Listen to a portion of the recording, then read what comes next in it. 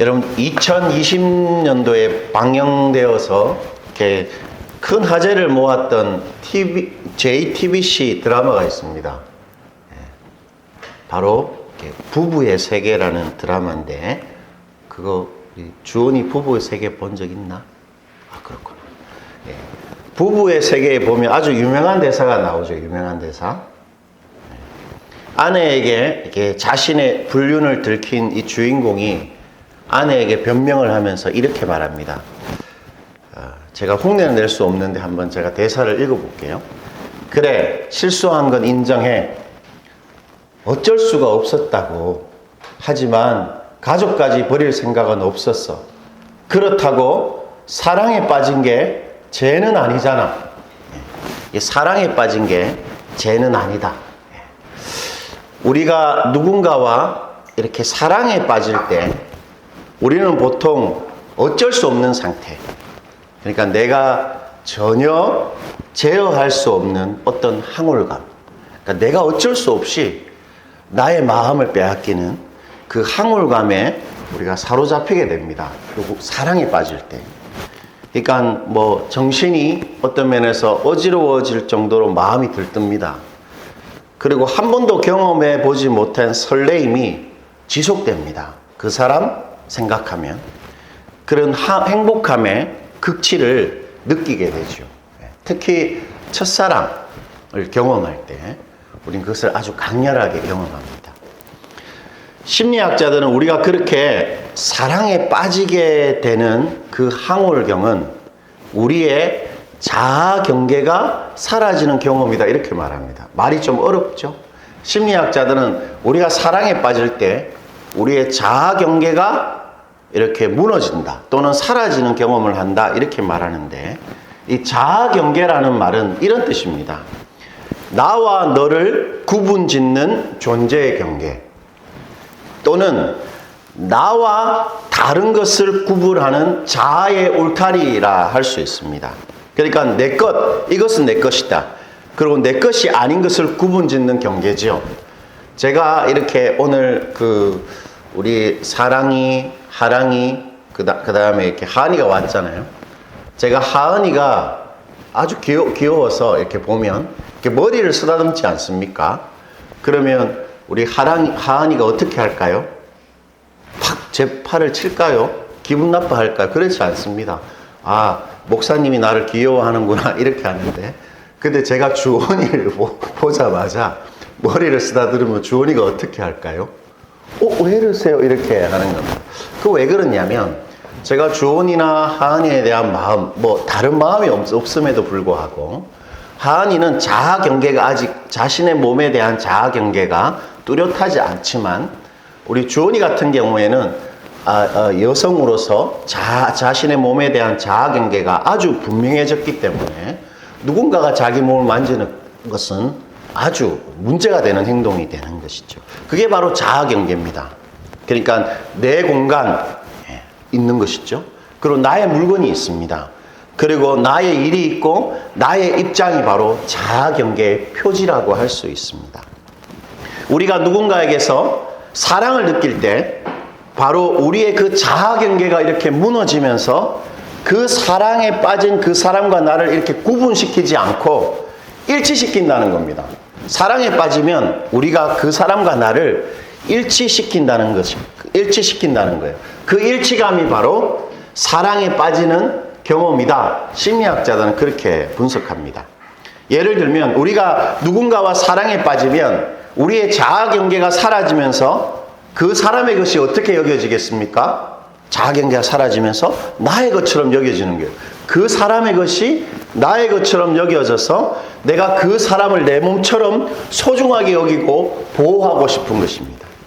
그리고 우리가 사랑에 빠지면 우리의 자아 경계가 이렇게 무너지면서 무엇보다도 그 사람이 마치 나인 것처럼 자아 경계가 있을 때는 나와 내가 분명한데 그 사람 앞에서 내 자아 경계가 무너지면 그 사람과 내가 마치 하나인 것처럼 그 사람하고 같이 있고 싶어지는 것입니다. 우리가 사랑에 빠질 때 그 사람이랑 같이 있고 싶은 것이 바로 심리학자들은 어떻게 분석하냐면 자아경계가 무너져서 그 사람과 내가 마치 하나인 것 같은 느낌을 가지기 때문이다. 이렇게 말합니다.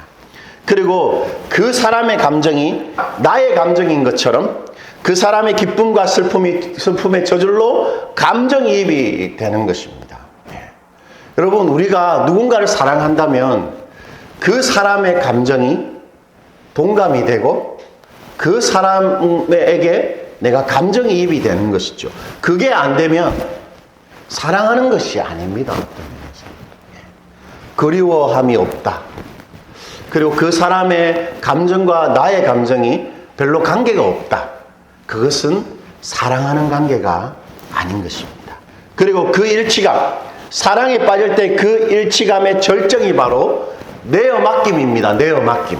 무슨 말이냐면 아무런 불안과 아무 걱정 없이 나의 것을 그 사람이 마음대로 할 수 있도록 다 내어 맡기고 다 열어 제칩니다. 사랑에 빠지면 나의 자아관계를 완전히 개방하는 것이지요. 때문에 우리가 정말 누군가를 사랑한다면 우리는 어떻게 하겠습니까? 무엇보다도 그 사람에게 나의 자아경계를 기꺼이 내어주는 것입니다. 우리가 정말 누군가를 사랑한다면 나의 것을 지키려 하거나 나의 생각이나 나의 어떤 것을 보호하려고 하지 않고 그 사람에게 다 줄 수 있는 것, 그것이 바로 사랑입니다.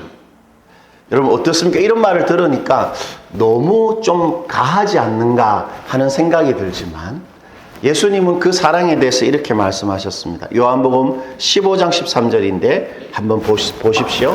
사람이 친구를 위하여 자기 목숨을 버리면 이보다 더 큰 사랑이 없나니.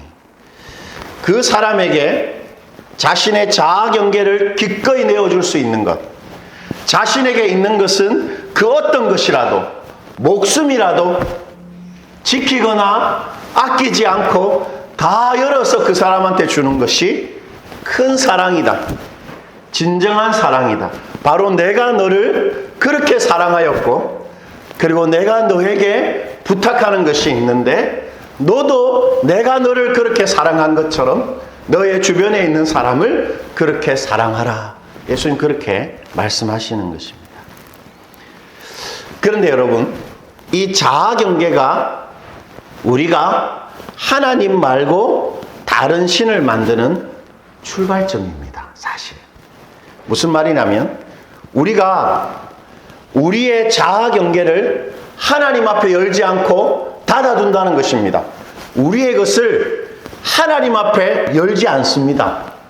우리의 것을 하나님 앞에서 딱 닫아둔다는 것입니다. 우리가 우리의 자아를 직접 만드시고 우리에게 우리의 자아를 주신 그 하나님 앞에서 오히려 우리의 자아 경계를 딱 지키고 보호하려고 한다는 것입니다. 바로 그때 우리가 다른 신을 만들게 되는 것입니다. 안 그런 것 같은데 자세히 들여다보면 우리는 하나님 앞에서 우리의 자아 경계를 딱 지키고 있습니다. 그때부터 우리는 다른 신을 만들려고 하는 것인데요.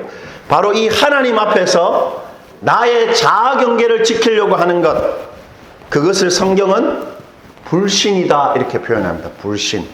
하나님을 믿지 않는 것이죠. 하나님한테 신뢰가 가지 않는 상태. 그것이 바로 하나님 앞에서 나의 자아 경계를 지키려고 하는 것입니다. 즉 하나님을 신뢰할 수 없기 때문에 우리가 우리의 자아 경계를 하나님으로부터 지키고 보호하려고 한다는 것입니다. 여러분 만약 누군가가 신뢰가 가지 않는다면, 그 사람이든 그 사람이 나한테 신뢰를 주지 않는다면 우리는 절대로 그 사람을 사랑할 수 없습니다. 신뢰하지 않는 사람을 사랑할 수 없죠. 사랑할 수 없는 사람에게 나의 것을 열어서 줄 수가 없는 것과 마찬가지입니다. 하나님이 신뢰가 가지 않기 때문에, 하나님이 믿을만하지 않기 때문에 우리는 하나님 앞에서 자아 경계를 딱 닫아둡니다. 그리고 하나님 말고 다른 신을 만들기 시작하는 것이죠.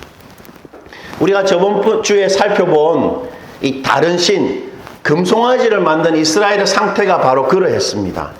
백성들이 모세가 내려오는 것이 더딤을 보고 뭘 만들었죠? 금송아지를 만들었는데 그 금송아지를 만든 이유를 가만히 들여다보면 첫 번째 이유가 뭐였습니까? 우리 저번 주에 바로 자기 중심성이었죠. 내가 원하는 것을 빨리 이루기 원하는 그 자기 중심성 때문에 우리가 금송아지를 만들었지 않습니까? 이스라엘 백성이. 그런데 우리가 그 이유를 또 들여다보면 또 다른 분명한 한 가지 이유를 더 발견할 수 있습니다. 그것은 바로 하나님에 대한 불신입니다. 하나님에 대한 불신. 지금 하나님이 불안하고 의심스러운 것입니다. 자신들을 위해서 당시 지구상에서 가장 막강한 군대가 어디입니까? 애국 군대를 하나님이 간단하게 제압하셨습니다. 그리고 하나님께서 홍해를 어떻게 하셨죠? 가르셨습니다. 바닷물을 마음대로 다루셨습니다. 그리고 심지어 그 바다 한가운데 어떤 일을 하셨죠? 사람이 걸어 다닐 수 있도록 길을 만들어 내셨습니다. 그런데 그런 하나님이 지금 이스라엘 백성들한테는 그들의 상황 속에서 무언가 작동하지 않는 것입니다. 하나님께서. 그래서 불안하고 신뢰가 가지 않는 것이 하나님한테. 지금의 나의 실제적인 문제, 내가 앞으로 살 생계, 나의 앞길을 하나님한테 맡길 수가 없다라는 생각이 드는 것입니다. 그래서 이스라엘은 눈에 보이고 심지어 이렇게 만질 수도 있는 확실하고 분명히 그 행동이 예상되는 다른 신, 금송아지를 만들었던 것입니다. 신은 신이 돼 나한테 전혀 불안하지 않고 언제라도 매번 정확하고 확실하게 나를 지켜줄 것이고 나를 사랑해 줄 것이라고 예상할 수 있는 하나님 말고 다른 신을 이스라엘 백성은 만들었던 것입니다. 바로 불신이죠. 하나님에 대한 불안함, 하나님에 대한 의심, 하나님이 내가 원하는 것을 하나님이 주시지 않을 것이라는 그 예상 때문에 그 바로 하나님에 대한 불신이 우리가 우리의 금송아지를 만드는 두 번째 이유입니다. 이 자아중심성과 불신, 동전의 양면 같은 이 두 가지 때문에 우리가 다른 신을 만드는 것이에요. 여러분 이렇게 생각하면 됩니다. 저를 한번 잘 들어보십시오. 우리가 만약 지금의 상황에 하나님이 불안합니다. 나의 상황에. 하나님이 내가 원하는 것을 주실 것 같지가 않고 하나님이 나를 위해서 어떤 행동을 하실 것이라고 믿을 수가 없고 하나님을 기다릴 수가 없다면 그래서 분명히 예상되고 또 확실한 하나님 말고 다른 방도 하나님 말고 다른 방도로 나의 상황과 나의 앞날을 이렇게 딱 위탁한다면 그것이 바로 우리의 금송아지입니다. 한번 생각해 보십시오. 그런 게 있습니까? 하나님이 불안하고 의심스러워 다른 확실하고 분명히 예상되는 무언가를 의지하고 사는 것. 하나님보다 내 인생에 더 분명하고 안전하고 믿을 만한 것이 혹 있다면 그것이 바로 일계명을 어기고 사는 것입니다. 그런 거 있습니까, 여러분? 그렇다면 여러분, 우리가 왜 하나님을 불신합니까? 하나님이 자주 우리한테 불안하고 의심스럽고 믿어지지가 않고 그래서 믿고 나의 것을 하나님한테 정말 맡기기가 쉽지 않은 이유가 뭡니까, 여러분? 왜 그럴까요, 우리가? 첫 번째는 아주 단순하고 실제적인 이유인데 그것은 하나님이 안 보이시기 때문입니다. 하나님이 우리에게 자주 불안하고 의심스럽고 신뢰하기가 어려운 분인 이유는 하나님 눈에 안 보여요. 하나님이 안 보이시기 때문입니다. 그러므로 하나님이 잘 믿어지지 않는 것은 당연한 것입니다. 어떤 면에서. 하나님이 눈에 보이지 않기 때문에 우리 속으로 이렇게 생각합니다. 우리는. 성경을 통해서 좋은 말만 많이 하신 분처럼 여겨질 때가 너무 많습니다.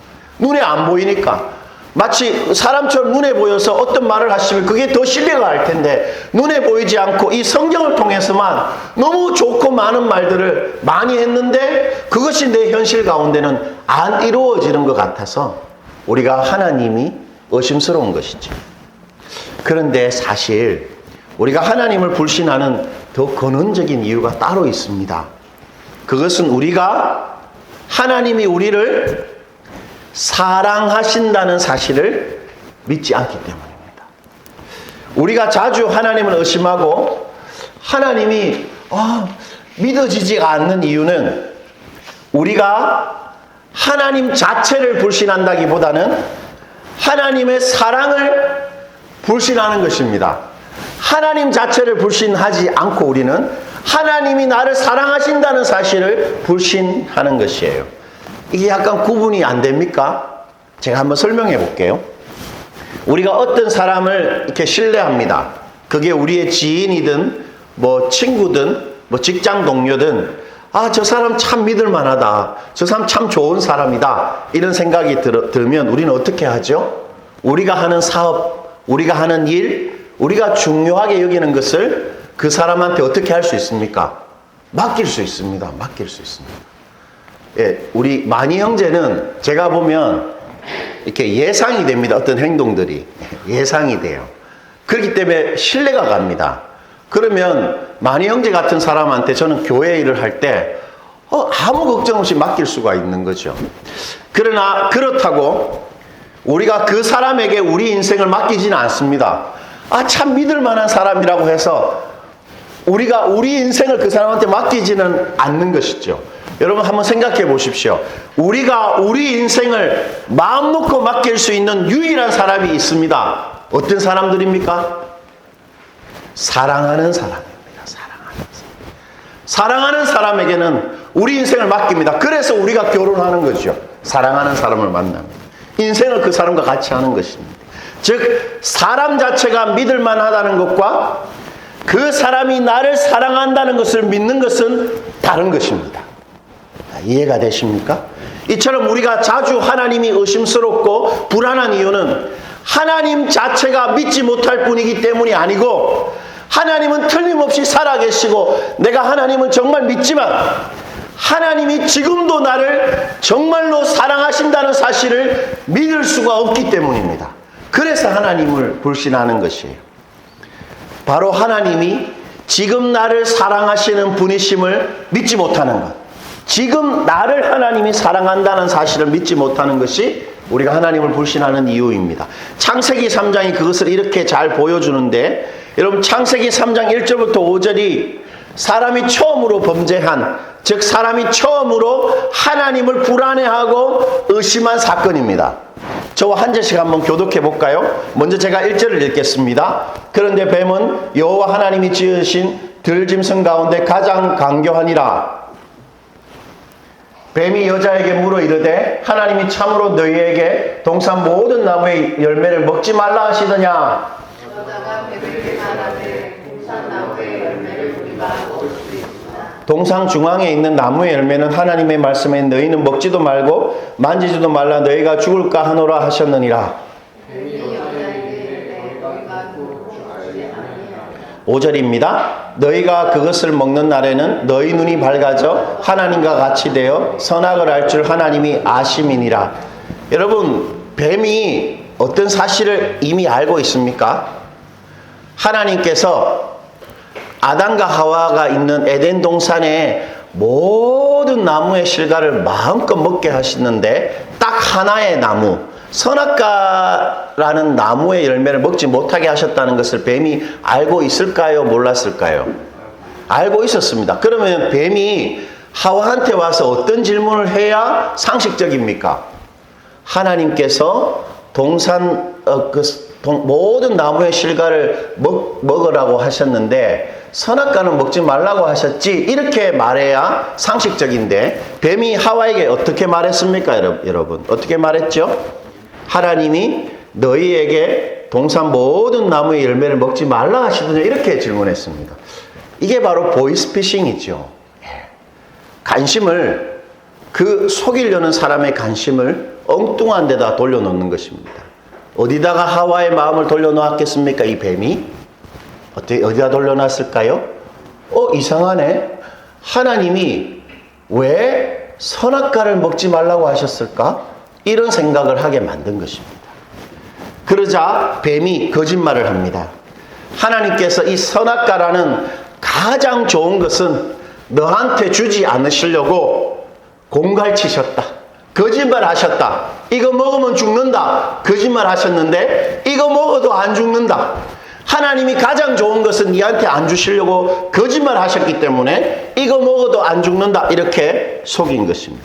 그래서 하와가 어떻게 했습니까? 진짜네. 하나님이 나한테 좋은 것 안 주시는구나. 가장 좋은 건 안 주고 그냥 다른 건 다 주셨구나. 이렇게 의심합니다. 그러자 범죄하는 것이죠. 바로 이것입니다. 하나님이 나에게 언제나 가장 좋은 것을 주시는, 나를 정말 사랑하시는 분이심을 의심하고 믿지 않는 것, 그것이 바로 죄의 핵심이고 불신의 시작입니다. 불신의 시작. 우리가 하나님이 나에게 가장 좋은 것을 주시는, 지금도 나를 사랑하시는 분이심을 믿지 못한다면 우리는 절대 우리의 자아경계를 하나님께 열 수가 없습니다. 예배 올 수 있고 기도도 할 수 있고 말씀 읽을 수도 있지만 하나님이 지금도 나에게 가장 좋은 것을 주시는, 나를 사랑하시는 분이심을 믿지 못한다면 우리는 우리 몸을 하나님께 드리지 않습니다. 우리의 공간도, 우리의 소중한 물건도, 우리의 아이들도, 우리 일도, 우리의 입장도 하나님한테 열어줄 수가 없는 것입니다. 왜냐하면 하나님이 신뢰가 가지 않기 때문이죠. 우리는 하나님이 지금도 나를 정말 사랑하셔서 나에게는 언제나 가장 좋은 것 주시는 분이라고 믿을 때라야 우리가 우리 소중한 걸 맡길 수 있습니다. 그렇지 않습니까? 그리고 나의 생계와 필요를 하나님께 맡길 수 있는 거예요. 우리의 앞날 기꺼이 하나님께 내어 맡길 수 있습니다. 하나님이 지금도 나를 사랑하신다고 믿을 때만 그게 가능한 것이죠. 이처럼 하나님이 지금도 나를 정말로 사랑하시는구나 라고 믿고 사는 것, 그것이 바로 일계명을 지키는 것입니다. 다른 신을 두지 않는 것입니다. 그것이 바로 하나님을 사랑하는 최고의 사랑입니다. 우리가 하나님을 사랑하는 최고의 사랑은 하나님이 지금도 나를 정말로 사랑하시는구나, 그것을 정말 믿고 사는 것입니다. 그럴 때 하나님은 우리한테서 사랑을 경험하시는 것이죠. 자, 그렇다면 마지막으로 우리가 어떻게 하나님이 지금도 나를 사랑하신다는 사실을 믿을 수 있을까요? 우리는 불신의 달인들인데 다음날 일어나면 또 하나님이 의심스러운 사람들인데 어떻게 우리 속에 있는 하나님에 대한 불신을 우리가 없앨 수 있을까요? 오늘 본문 5절에 그 답이 있습니다. 우리 5절 다시 한번 보시죠. 5절 우리 크게 한번 더 읽어보십시다. 여호와께서 모세에게 이르시기를 이스라엘 자손에게 이르라. 너희는 목이 곧은 백성인즉 내가 한순간이라도 너희 가운데에 이르면 너희를 진멸하리니 너희는 장신구를 떼어내라. 그리하면 내가 너희에게 어떻게 할 것인지를 정하겠노라 하셨습니다. 하나님의 사랑을 불신하고 금송아지를 만든 이스라엘 백성들에게 그 백성들의 불신, 자기중심성을 해결하기 위해서 하나님이 주신 해법이 뭡니까? 뭐를 떼어내면 된다고 말하지요? 장신구. 백성들의 이 장신구를 떼어내면 자기중심성과 불신을 이길 수 있다. 하나님께서 그렇게 말씀하시는 것입니다. 왜 그럴까요? 이 장신구가 뭐라고 우리 마음속에 있는 하나님의 불신을 이길 수 있게 하겠습니까? 이 장신구가 뭡니까, 여러분? 금송아지를 뭐로 만들었죠? 이 장신구로 만들었습니다.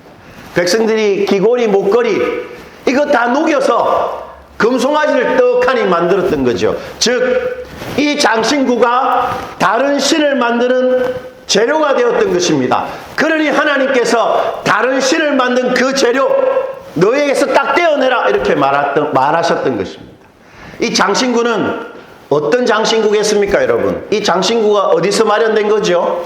강야에서 이스라엘 백성들이 장신구를 구입했습니까? 어디서 구입했습니까? 애굽입니다. 애굽이 상징하는 게 뭐예요? 출애굽. 탈출해야 되는 것, 바로 세상을 상징하는데 애굽이 상징하는 세상 방식을 통한 자기 꾸밈, 자기 사랑, 자기 보호가 바로 장신구입니다. 이 장신구. 애굽의 장신구들. 하나님께서 그거 떼어내라는 것입니다. 어떻게 하라는 말씀입니까? 너가 너를 꾸미고, 너가 너를 보호하고, 너가 너를 사랑하는 거 이제 그만하라. 내가 너를 꾸미고, 내가 너를 보호하고, 내가 너를 사랑하는 것으로 이제 살아가라. 장신구 다 떼어내고, 네가 스스로 힘으로 아름답게 너를 꾸미려고 하는 건 내려놓고, 이제 하나님인 내가 너를 사랑하고 너를 아끼고 너를 보호하는 그런 사람으로 살아가라. 하나님께서 그렇게 말씀하시는 것입니다. 그리하면 우리 속에 불신을 이길 수 있다 말씀하시는 거죠. 이렇게 하라는 것입니다. 하나님이 나의 소중한 것 지키고 보호할 수 있도록 나의 자아 경계를 기꺼이 열라는 것입니다. 하나님께서 내 인생의 어떤 것이라도 마음껏 사용할 수 있도록 나의 모든 것을 다 열라는 것이죠. 그건 실제로 어떻게 하는 것이겠습니까? 내 것을 너무 중요하게 안 여기는 것입니다. 내가 하는 일, 내가 하고 싶은 것, 나의 공간, 나의 사람들, 내 자존심을 너무 중요하게 여기지 않고 하나님이 마음대로 하실 수 있도록 놔두는 것입니다. 그러면 불신을 이길 수 있다. 하나님이 나를 사랑한다는 사실을 정말로 믿을 수 있다. 하나님 말씀하시는 것이에요. 정말 그럴까요?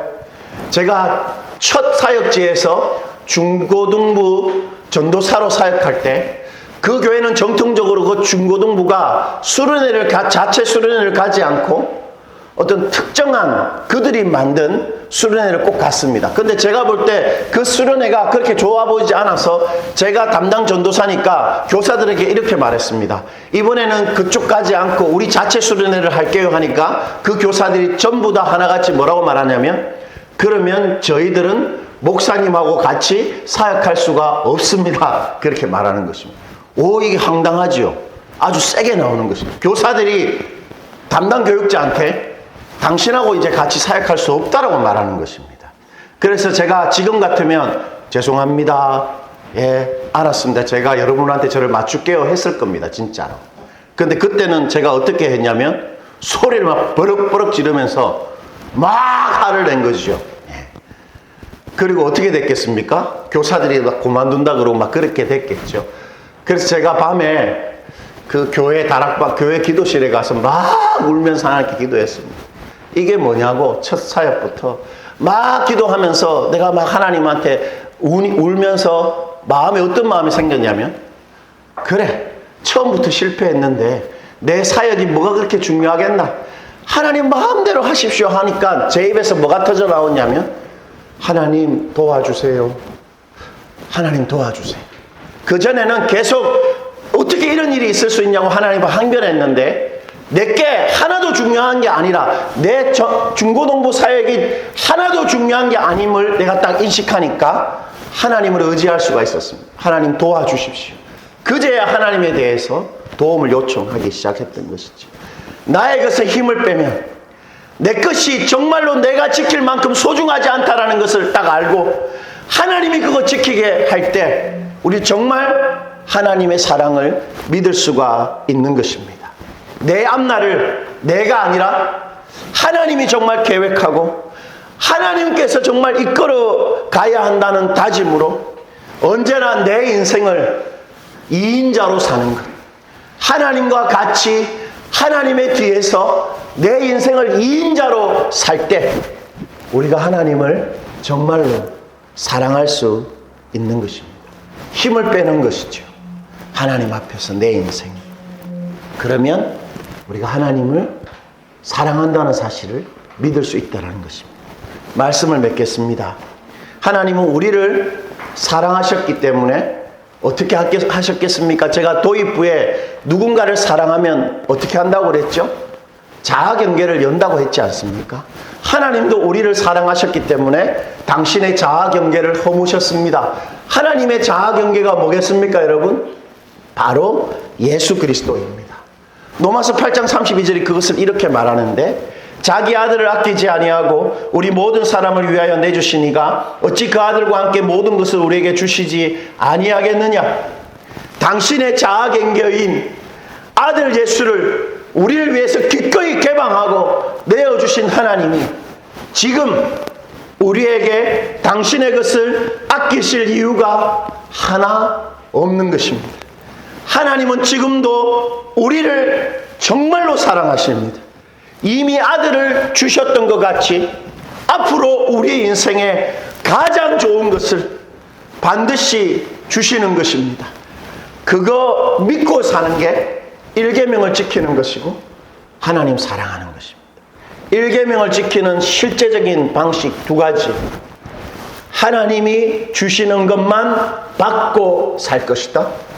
하나님은 지금도 나를 사랑하셔서 나에게 가장 좋은 것 주실 것이다. 그 2가지 계속 믿고 살아가는 것입니다.